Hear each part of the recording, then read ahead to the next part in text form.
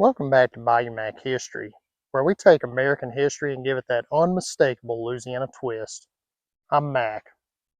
Our previous episodes explored how this land became part of America, the purchase that doubled the size of the United States, the battle that defended our place in the Union, the expedition that mapped the vast territory, and the controversial leader who tried to remake the state in the 20th century.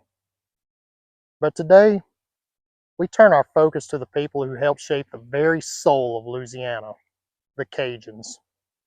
Their story is one of the most powerful tales of survival, loss, and cultural rebirths in all of American history.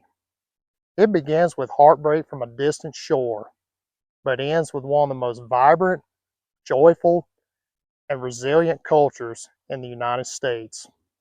Let me take you back to the beginning. For more than 150 years, the Acadians lived in what is now Nova Scotia, New Brunswick, and Prince Edward Island. They were French-speaking Catholics who had carved out a peaceful life in the New World. They built dikes with their own hands to reclaim the fertile marshland from the sea.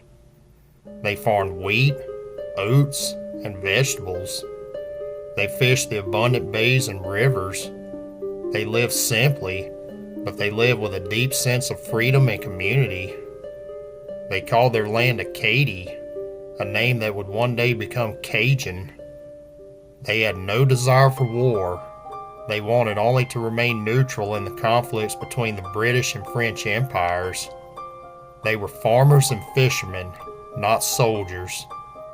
In 1755, during the French and Indian War, the British colonial authorities made a fateful decision.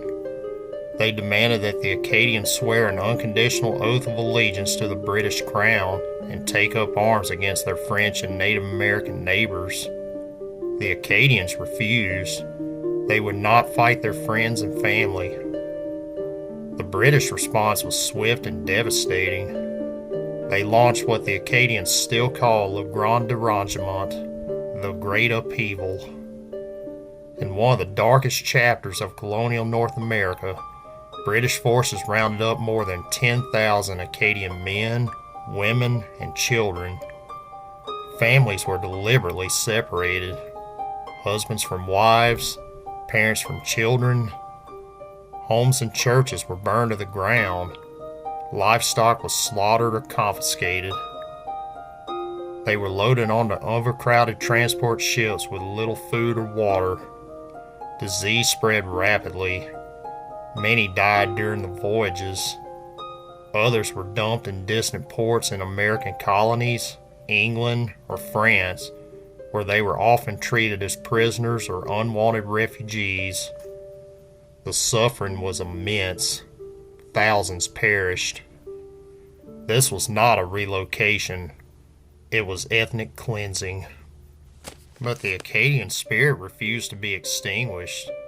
Small groups began the long, dangerous journey south. Some traveled by ship down the Atlantic coast. Others made their way overland through wilderness. Many died along the way from starvation, disease, and exhaustion. Years later, the survivors began arriving in Spanish Louisiana, a Catholic territory that offered them a chance to rebuild. The Spanish government welcomed them as fellow Catholics and gave them land along the bayous and prairies. They had lost almost everything, but they had not lost their faith, their language, or their will to survive. In the rich but challenging landscape of Louisiana, the Acadians adapted and began again. They learned to navigate the swamps, harvest the fertile soil, fish the bayous, and trap the marshes. They blended their French traditions with Spanish, Native American, African, and later German influences. Over generations, they became the Cajuns, a name derived from Acadian.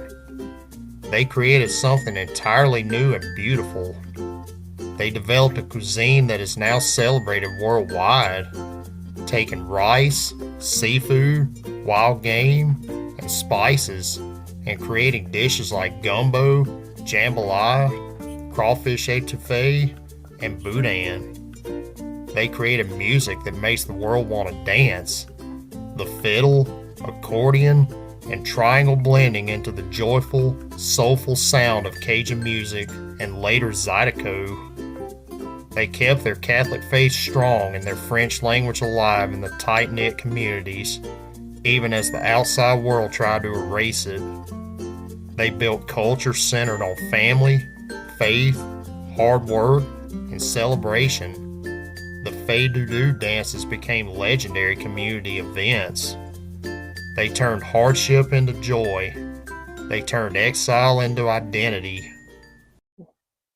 They took swamps full of mosquitoes and alligators and turned them into Sunday dinner and Saturday night dancing. When life gave them difficult land, they made the best gumbo you ever tasted and threw a party anyway. That's the Cajun way. Even after they built their new life, the Cajuns faced repeated attempts to erase their language and culture, but they held on. Today, Cajun and Creole cultures are recognized and celebrated around the world. From international music festivals to Louisiana's world-famous cuisine, the spirit of those Acadian exiles continues to thrive. Their story is a powerful reminder that the strongest cultures are often born from the hardest trials. That identity is not easily destroyed when it is rooted in faith, family, and community. Louisiana's unique character, our food, our music, our joie de vivre, our resilience, owes an enormous debt to the Acadians who refused to disappear. The Acadian exile was a tragedy, but from that tragedy rose one of the most vibrant and resilient cultures in America. That's the heart of the Louisiana story. If this episode moved you, please like, subscribe for more stories with a Louisiana perspective, and comment below. What part of Cajun or Acadian culture means the most to you? Thank you for watching Bayou Mac History. Until next time, stay curious, stay resilient, and laissez le bon temps relais.